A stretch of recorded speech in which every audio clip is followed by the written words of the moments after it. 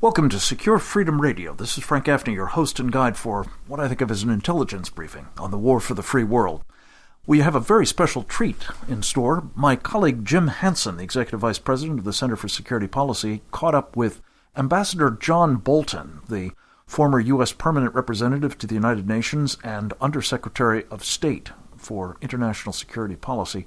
He is a man who has commended himself to the security of our country, authored a marvelous book on the subject, Surrender is Not an Option, and gives us a, critical analysis of what President Obama has done with the so-called Obama bomb deal. Here's Jim Hansen and Ambassador John Bolton.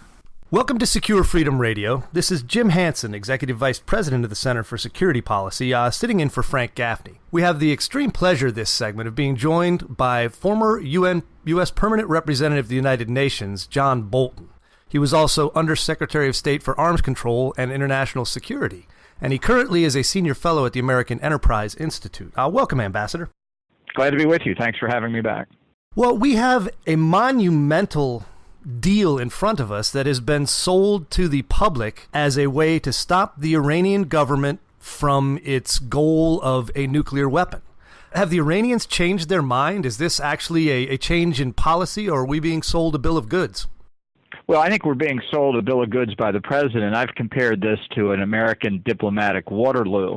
The Iranians have achieved every one of their most important objectives, particularly unfreezing tens of billions, maybe hundreds of billions of assets, and getting relief from economic sanctions. And in return, they've given up only the most trivial, easily reversible concessions on their nuclear program. The fact is that there's simply no evidence, certainly the Obama administration has not produced any, that indicates Iran has really made a strategic decision to reverse 30-plus years of policy where they've been seeking nuclear weapons.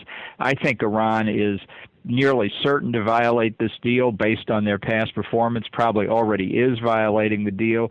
We don't have adequate measures to detect these violations, and the agreement's so-called enforcement mechanisms really, I think, will become objects of derision in the very near future. Folks, we're talking here on Secure Freedom Radio with former Ambassador to the United Nations, John Bolton. You seem particularly skeptical of the idea that the Iranians will comply, and I think that's justified. If they did comply with the deal, the best we get is 8 to 10 years of relief, at which point they are pretty much unfettered in their path to develop a weapon. What then should we do? Now, you've made some fairly muscular calls, as you are wont to do, about what we could actually do. Is there a path to militarily at least slow down their program enough to make it worth that fairly significant risk? Well, here's the choice that we face, and we faced it for quite some time. I'd say at least 7 or 8 years. And the choice is between a nuclear Iran on the one hand and all of the consequences that means in the Middle East and around the world, or using military force to stop it. The president has, as usual, posited a false choice. This deal is not going to stop Iran from getting nuclear weapons. And if the deal collapsed and Iran went on its way, it would still get nuclear weapons. It's a very unpleasant choice to have to talk about military force. Israel has had to answer that question twice before in its history, and it, in both cases, has struck nuclear weapons programs in the hands of hostile states, Iraq in 1981 and Syria in 2007. And that's really the choice we face. Now, this is not being belligerent. After all, the President of the United States, Barack Obama, has said repeatedly, all options are on the table, which is a code phrase for the use of military force. The problem is nobody believes the president. The Iranians don't believe him. The Israelis don't believe him. I don't believe him.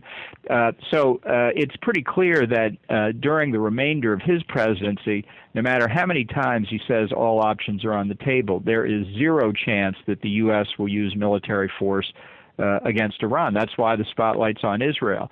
If you don't like Iran's behavior today, imagine what it will be like once they get nuclear weapons. And the alternatives that many people talk about, bringing sanctions back into effect, reviving the ones we have and adding to them, is delusional. The Europeans are lined up for very lucrative trade and investment agreements. The pressure on the European governments to make this happen is overwhelming. And as I paraphrase Bruce Springsteen in an op-ed on Sunday, these sanctions are going, boys, and they ain't coming back. Well, if the boss says it, it's got to be true. Now, it seems President Obama has put some roadblocks in the path of Israel taking any military action previously. And from a lot of folks' understanding of the deal as it's currently laid on the table, it seems like we're required, the United States is required, to bodyguard Iran's nuclear program. Is that another attempt to put a perhaps physical or human shield factor into stopping Israel from taking action? Well, I think that what we've committed, at least as I read the document, is to provide the kind of security to Iran against terrorists stealing their nuclear technology or, in some sense, learning from them. And we've discussed similar kinds of protections with others, including the former Soviet Union under the Nunn-Lugar program. I think that's bad enough. After all, Iran is the world's central banker for international terrorism, and the notion we're protecting their nuclear program against other terrorists is ludicrous on its face. But I don't think this necessarily, as I read the language, requires us to defend Iran against a potential Israeli attack. But I will say this as well.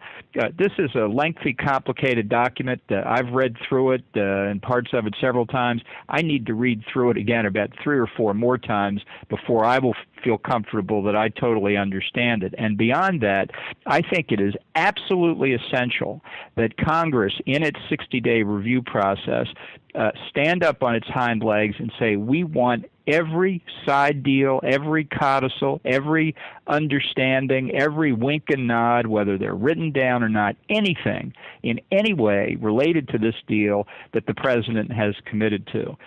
Because it may well be that there are verbal understandings, written side deals. Who knows what there is in addition to the ones that are already mentioned in the deal itself between Iran and the International Atomic Energy Agency.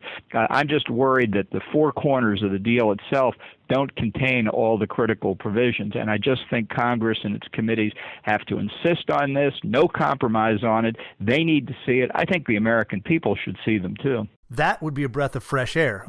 And the Senate performing its constitutional duty to advise and consent, as you mentioned, would be helpful just to illuminate all of the side deals and the other things you mentioned. One thing that has been brought up recently was the possibility that this deal may violate the provisions of the Nuclear Non-Proliferation Treaty. Now, that is an actual treaty. That is a legitimate piece of legislation with the treaty with the force of a federal statute.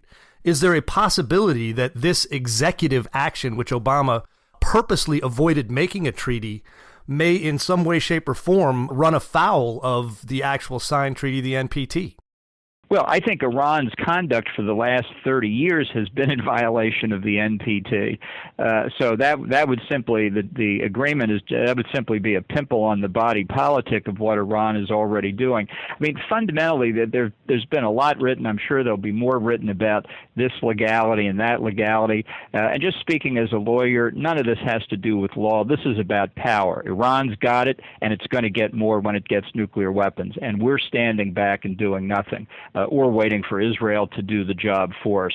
That's the reality, and until we address that, until we recognize that we are allowing Iran to become a nuclear weapons state, threatening the region and the world, and it doesn't stop with Iran. Other countries in the region have seen the course we're on. We're already in the opening stages of a nuclear arms race. Saudi Arabia looking to get nuclear weapons, Egypt, Turkey, perhaps others.